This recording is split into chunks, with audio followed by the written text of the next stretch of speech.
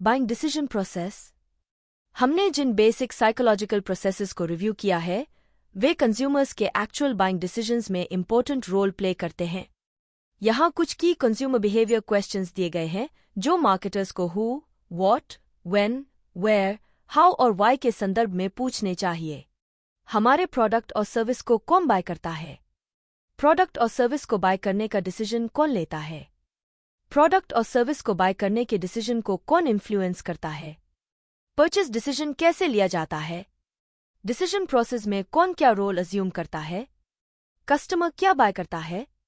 किन नीड्स को सैटिस्फाई किया जाना चाहिए? कौन सी वांट्स पूरी होती हैं? कस्टमर्स एक पर्टिकुलर ब्रांड क्यों बाय करते हैं? वे क्या बेनिफिट्स चाहते हैं? कस्टमर्स प्रोडक्ट और सर्विस बाय करने के लिए कहाँ जाते हैं या कहाँ देखते हैं? ऑनलाइन और या ऑफलाइन? वे कब बाय करते हैं? कोई सीजनैलिटी फैक्टर्स? दिन, सप्ताह, महीने का कोई समय? कस्टमर्स द्वारा हमारे प्रोडक्ट और सर्विस को कैसे परसीव किया जाता है? हमारे प्रोडक्ट और सर्विस के प्रति कस्टमर्स के एटीट्यूड्स क्या हैं? परचेज डिसीजन को कौन से सोशल फैक्टर्स इन्फ्लुएंस कर सकते हैं? क्या कस्टमर्स के लाइफस्टाइल्स उनके डिसीजंस को इन्फ्लुएंस करते हैं? पर्सनल, डेमोग्राफिक या इकोनॉमिक फैक्टर्स परचेज डिसीजन को कैसे इन्फ्लुएंस करते हैं? स्मार्ट कंपनीज कस्टमर के बाइंग डिसीजन प्रोसेस को पूरी तरह से अंडरस्टैंड करने की कोशिश करती हैं, जिसमें किसी प्रोडक्ट को लर्न करने, चूज करने, यूज करने और यहां तक कि डिस्पोज करने के सभी एक्सपीरियंसेस शामिल हैं। मार्केटिंग स्कॉलर्स ने इस डिसीजन प्रोसेस का एक स्टेज मॉडल डेवलप किया है। फिगर 3.3 देखें, जिसमें कंज्यूमर टिपिकली 5 स्टेजेस से गुजरता है: problem recognition, information search, evaluation of alternatives, purchase decision और पोस्ट परचेज बिहेवियर। जिस प्रोसेस से कंज्यूमर्स परचेज डिसीजंस लेते हैं और उनका पोस्ट परचेज बिहेवियर अक्सर कंज्यूमर डिसीजन जर्नी के रूप में रेफर किया जाता है। जर्नी का रेफरेंस इस फैक्ट से उपजा है कि जिस तरह से कंज्यूमर्स परचेज डिसीजंस लेते हैं वह हमेशा लिनियर नहीं होता है, जैसा कि फिगर 3.3 में दर्शाया गया है। इसके बजाय यह अक्सर एक आइटरेटिव प्रोसेस होता है जिसमें कंज्यूमर्स न्यू इन्फॉर्मेशन से इन्फ्लुएंस्ड होते हैं, जिसका सामना वे अपने डिसीजन के डिफरेंट स्टेजेस पर करते हैं, जिसमें उनके अर्लियर जजमेंट्स पर वापस जाकर रिविजिट करने की आवश्यकता शामिल हो सकती है। इसे पहचानते हुए मार्केटर्स को ऐसी एक्टिविटीज एंड प्रोग्राम्स डेवलप करनी चाहिए जो डिसीजन प्रोसेस के सभी स्टेजेस पर डिफरेंट टच पॉइंट्स के थ्रू कंज्यूमर्स तक पहुंचे।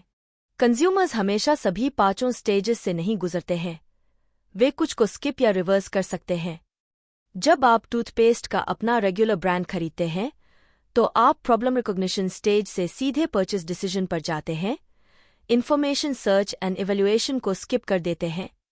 हालांकि फिगर 3.3 में मॉडल एक अच्छा फ्रेम ऑफ रेफरेंस प्रोवाइड करता है, क्योंकि यह उन कंसिडरेशंस की फुल रेंज को कैप्चर करता है जो तब उत्पन्न होती हैं जब कोई कंज्यूमर एक न्यू परचेज या एक हाई इन्वॉल्वमेंट प्रोडक्ट पर विचार करता है जिसमें फंक्शनल, साइकोलॉजिकल या मॉनेटरी रिस्क शामिल होता है। चैप्टर में आगे हम उन अदर वेज पर विचार करेंगे जिनसे कंज्यूमर्स ऐसे डिसीजंस लेते हैं जो लेस कैलकुलेटेड होते हैं। Problem recognition. बाइंग प्रोसेस तब शुरू होता है जब बायर इंटरनल और एक्सटर्नल स्टिम्युलाई द्वारा ट्रिगर की गई प्रॉब्लम या नीड को रिकॉग्नाइज करता है। इंटरनल स्टिम्युलस के साथ व्यक्ति की बेसिक नीड्स में से एक, हंगर, थर्स्ट, सेक्स, एक थ्रेशहोल्ड लेवल तक बढ़ जाती है और एक ड्राइव बन जाती है। एक नीड को एक्सटर्नल स्टिम्युलस द्वारा भी अराउज किया जा सकता है। एक व्यक्ति अपने फ्रेंड की न्यू कार की एडमायर कर सकता है या हवाईन वेकेशन के लिए एक टेलीविजन एड देख सकता है जो सिमिलर परचेस करने की संभावना के बारे में विचारों को इंस्पायर करता है। मार्केटर्स को उन सर्कमस्टांसेस को आइडेंटिफाई करना चाहिए जो कई कंज्यूमर्स से इंफॉर्मेशन गैदर करके एक पर्टिकुलर नीड को ट्रिगर करती हैं। फिर वे मार्केटिंग स्ट्रैटेजीज और इफेक्टिव एडवर्टाइजिंग कैंपेन्स डेवलप कर सकते हैं जो कंज्यूमर इंटरेस्ट को स्पार्क करते हैं। लक्जरी गुड्स, वेकेशन पैकेजेस और एंटरटेनमेंट ऑप्शंस जैसे डिस्क्रेशनरी परचेसेस पर सीरियस कंसिडरेशन को एनकरेज करने के लिए कंज्यूमर मोटिवेशन को बढ़ाना पर्टिकुलरली इम्पोर्टेंट हो सकता है।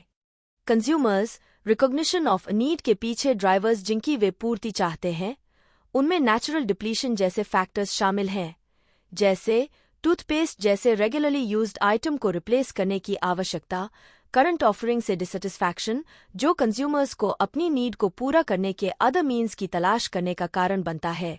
लाइफस्टाइल एंड गोल चेंजेस, जैसे बच्चे का जन्म या जॉब प्रमोशन, जिसका परचेसिंग हैबिट्स पर सिग्निफिकेंट इम्पैक्ट हो सकता है। और सोशल इन्फ्लुएंसेस, जैसे फैमिली, फ्रेंड्स और कोलीग्स की ओपिनियंस या पीयर्स से कंपटीशन। Information search.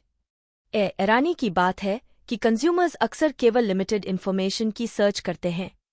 सर्वे से पता चला है कि आधे कंज्यूमर्स केवल एक स्टोर पर ड्यूरेबल गुड्स की तलाश करते हैं और केवल 30% अप्लायंसेस के एक से ज्यादा ब्रांड को देखते हैं। हम सर्च में एंगेजमेंट के 2 लेवल्स के बीच अंतर कर सकते हैं। माइल्डर सर्च स्टेट को हाइटेंड अटेंशन कहा जाता है। इस लेवल पर एक व्यक्ति सिंपली किसी प्रोडक्ट के बारे में इंफॉर्मेशन के प्रति ज्यादा रिसेप्टिव हो जाता है। नेक्स्ट लेवल पर व्यक्ति एक एक्टिव इंफॉर्मेशन सर्च में एंटर हो सकता है। प्रोडक्ट के बारे में जानने के लिए रीडिंग मटेरियल की तलाश करना, फ्रेंड्स को फोन करना, ऑनलाइन जाना और स्टोर्स पर जाना। मार्केटर्स को यह अंडरस्टैंड करना चाहिए कि कंज्यूमर्स अलग अलग समय और स्थानों पर किस टाइप की इंफॉर्मेशन चाहते हैं या कम से कम रिसेप्टिव हैं। यूनिलेवर ने सबसे बड़ी US retail grocery chain Kroger के साथ कोलैबोरेशन में सीखा है कि मील प्लानिंग 3 प्रोसेस से गुजरती है। मील्स की चर्चा और उनमें क्या जा सकता है, हाइटेंड अटेंशन, किसी पर्टिकुलर मील में वास्तव में क्या जाएगा, इंफॉर्मेशन सर्च, और अंत में परचेस। यह पता चला है कि मंडे आगे के सप्ताह के लिए क्रिटिकल मील प्लानिंग डे है। ब्रेकफास्ट टाइम पर कन्वर्सेशंस हेल्थ पर फोकस करती हैं, लेकिन बाद में दिन में लंच टाइम पर चर्चा इस बात पर ज्यादा सेंटर करती है कि बचे हुए खाने के लिए मील्स का यूज कैसे किया जा सकता है। Information sources. Major information sources जिनकी ओर कंज्यूमर्स टर्न करते हैं 4 ग्रुप्स में आते हैं। पर्सनल, जैसे family, friends, neighbours, acquaintances. Commercial, जैसे advertising, websites, emails, sales persons, dealers, packaging, displays. Public, जैसे mass media, social media, consumer rating organisations. और एक्सपीरियंशियल, जैसे प्रोडक्ट को हैंडल, एग्जामिन या यूज करना। इन सोर्सेज से प्राप्त इंफॉर्मेशन की रिलेटिव अमाउंट और उनका इन्फ्लुएंस प्रोडक्ट कैटेगरी और बायर के कैरेक्टरिस्टिक्स के हिसाब से वेरी करता है। जनरली स्पीकिंग, हालांकि कंज्यूमर्स को किसी प्रोडक्ट के बारे में कमर्शियल यानी मार्केटर डोमिनेटेड सोर्सेज से इंफॉर्मेशन की सबसे बड़ी अमाउंट मिलती है, मोस्ट इफेक्टिव इंफॉर्मेशन अक्सर पर्सनल और एक्सपीरियंशियल सोर्सेज या पब्लिक सोर्सेज से आती है जो इंडिपेंडेंट अथॉरिटीज होते हैं। सोशल मीडिया की यूबिक्विटी ने हमेशा के लिए बाउंड्रीज को ब्लर कर दिया है और इंफॉर्मेशन सोर्सेज की रेंज को वाइडन कर दिया है। फेसबुक पर अपनी परचेसेस के बारे में इंफॉर्मेशन शेयर करने वाले या अमेज़ॉन पर प्रोडक्ट रिव्यूज लिखने वाले लोग दूसरों द्वारा इंडिपेंडेंट अथॉरिटीज के रूप में देखे जा सकते हैं, जिनकी ओपिनियंस का बहुत वेट होता है और फॉरेंजिंग इन्फ्लुएंस होता है। प्रत्येक सोर्स बाइंग डिसीजन को इन्फ्लुएंस करने में एक अलग फंक्शन परफॉर्म करता है। कमर्शियल सोर्सेज नॉर्मली एक इंफॉर्मेशन फंक्शन परफॉर्म करते हैं, जबकि पर्सनल सोर्सेज एक लेजिटिमाइजिंग या इवैल्यूएशन फंक्शन परफॉर्म करते हैं। उदाहरण के लिए, फिजिशियंस अक्सर कमर्शियल सोर्सेज से न्यू ड्रग्स के बारे में सीखते हैं, लेकिन इवैल्यूएशंस के लिए अदर डॉक्टर्स की ओर टर्न करते हैं।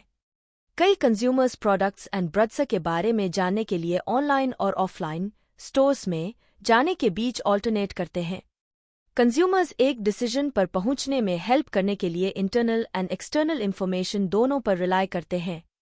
इंटरनल इंफॉर्मेशन किसी के इंडिविजुअल एक्सपीरियंसेस पर बेस्ड होती है।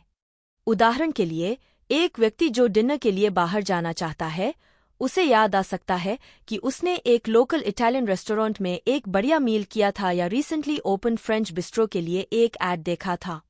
एक्सटर्नल इंफॉर्मेशन सोर्सेज को टिपिकली हाई इन्वॉल्वमेंट डिसीजंस जैसे कार परचेस करना या हाई एंड अप्लायंस खरीदना के लिए सर्च किया जाता है। एक्सटर्नल सोर्सेज में फैमिली, फ्रेंड्स और वर्क कोलीग्स के सजेशंस एंड ओपिनियंस शामिल हो सकते हैं। मॉडल्स एंड प्राइसेस कंपेयर करने के लिए डीलर्स के पास जाना और ऑनलाइन सर्च करना और कंज्यूमर रिपोर्ट्स जैसे सोर्सेज कंसल्ट करना। सर्च डायनामिक्स, इंफॉर्मेशन गैदर करके कंज्यूमर कंपीटिंग ब्रड्स और उनके फीचर्स के बारे में सीखता है। फिगर 3.4 में पहला बॉक्स अवेलेबल ब्रड्स के टोटल सेट को दिखाता है। इंडिविजुअल कंज्यूमर इस ग्रुप के एक सबसेट अवेयरनेस सेट को जान पाएगा। केवल कुछ ब्रड्सा कंसिडरेशन सेट कंज्यूमर के इनिशियल बाइंग क्राइटेरिया को मीट करेंगे। जैसे जैसे कंज्यूमर ज्यादा इंफॉर्मेशन गैदर करता है, केवल कुछ options choice set strong contenders बने रहेंगे। कंज्यूमर इनमें से एक फाइनल चॉइस करता है। कंज्यूमर्स को डिफरेंट कम्पिटिटिव फोर्सेस को अंडरस्टैंड करने और वेरियस डिसीजन सेट्स कैसे बनते हैं, यह अंडरस्टैंड करने के लिए कंज्यूमर डिसीजन मेकिंग को गाइड करने वाले एट्रीब्यूट्स के हायरार्की को आइडेंटिफाई करने की आवश्यकता है। इस एट्रीब्यूट हायरार्की को आइडेंटिफाई करने के प्रोसेस को मार्केट पार्टीशनिंग कहा जाता है। ईयर्स अगो ज्यादातर कार बायर्स ने पहले मैन्युफैक्चरर पर और फिर उसके एक car divisions brand dominant hierarchy पर डिसाइड किया। एक बायर जनरल मोटर्स कार्स का फेवर कर सकता है और इस सेट के भीतर एक शेवरोलेट मॉडल चूज कर सकता है। आज कई बायर्स पहले उस नेशन या नेशंस पर डिसाइड करते हैं जहां से वे एक कार खरीदना चाहते हैं। नेशन डोमिनेंट हायरार्की बायर्स पहले डिसाइड कर सकते हैं कि वे एक जर्मन कार खरीदना चाहते हैं और फिर ऑडी अच्छा पर जीरो इन करने से पहले एक ऑडी का ऑप्शन चुन सकते हैं। एट्रीब्यूट्स का हायरार्की कस्टमर सेगमेंट्स को भी रिवील कर सकता है। बायर्स जो पहले प्राइस पर डिसाइड करते हैं वे प्राइस डोमिनेंट हैं। जो पहले कार के टाइप सिडन, कूप, एसयूवी, हाइब्रिड पर डिसाइड करते हैं वे टाइप डोमिनेंट हैं। जो पहले ब्रांड चूज करते हैं वे ब्रांड डोमिनेंट हैं। Type, price, brand dominant consumers एक सेगमेंट बनाते हैं, क्वालिटी एंड सर्विस बायर्स दूसरा बनाते हैं। प्रत्येक सेगमेंट में अलग अलग डेमोग्राफिक्स, साइकोग्राफिक्स और बिहेवियर्स हो सकते हैं। साथ ही अलग अलग अवेयरनेस, कंसिडरेशन और चॉइस सेट्स भी हो सकते हैं। फिगर 3.4 इम्प्लाई करता है कि एक कंपनी को प्रोस्पेक्ट के अवेयरनेस, कंसिडरेशन और चॉइस सेट्स में अपने ब्रांड को लाने के लिए स्ट्रैटेजाइज करना चाहिए। अगर एक फूड स्टोर ओनर योगर्ट को पहले ब्रांड जैसे डैनन और योप्लेट और फिर प्रत्येक ब्रांड के भीतर फ्लेवर के हिसाब से अरेंज करता है, तो कंज्यूमर्स सैम ब्रांड से अपने फ्लेवर्स सिलेक्ट करेंगे।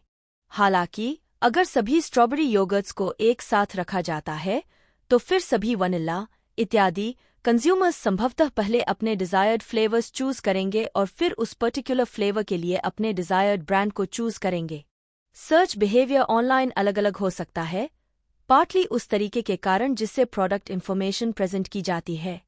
उदाहरण के लिए, प्रोडक्ट ऑल्टरनेटिव्स को कंज्यूमर्स के लिए उनकी प्रिडिक्टेड अट्रैक्टिवनेस के ऑर्डर में प्रेजेंट किया जा सकता है, जो तब उतना एक्सटेंसिवली सर्च नहीं करना चूज कर सकते हैं जितना वे अदरवाइज करते। तेजी से sophisticated recommendation engines consumer choices में पैटर्न्स को अनकवर करने और किसी पर्टिकुलर कंज्यूमर की नीड्स एंड इंटरेस्ट्स के लिए सबसे रेलेवेंट ऑफरिंग्स को रिकमेंड करने के लिए एल्गोरिदम्स एंड डेटा का यूज करते हैं। Amazon का item to item collaborative filtering algorithm customers को product lines and subject areas के आधार पर रिकमेंडेशंस प्रेजेंट करता है जो एक कस्टमर की परचेसेस को सिमिलर प्रोडक्ट्स से मैच करते हैं। इसमें परचेस हिस्ट्री से लेकर अबैंडन्ड कार्ट्स तक ऑनलाइन कस्टमर बिहेवियर को देखने से प्राप्त बिलियंस ऑफ डेटा पॉइंट्स का एनालिसिस शामिल है। रिकमेंडेशंस कई जगहों पर दिखाई देते हैं।